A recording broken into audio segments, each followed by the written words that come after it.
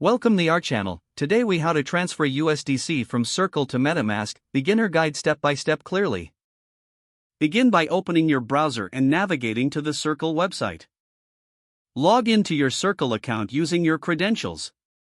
Once logged in, locate your USDC wallet. Check your balance to ensure you have sufficient funds to transfer. Next, click on the option for sending or transferring USDC. Enter the amount of USDC you wish to send. For the recipient address, open your MetaMask wallet.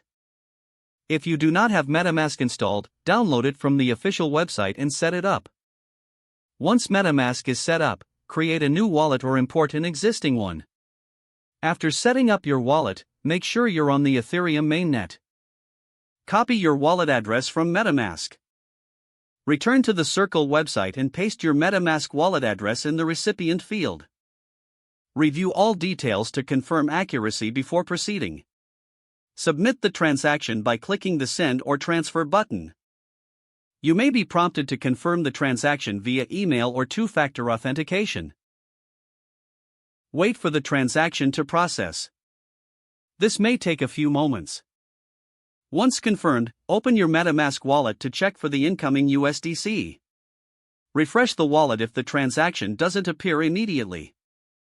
Congratulations, you have successfully transferred USDC from Circle to MetaMask. If the page does not load, refresh the browser or try again in a private or incognito window. Make sure you are using the correct email address, then retype it carefully to avoid small typos.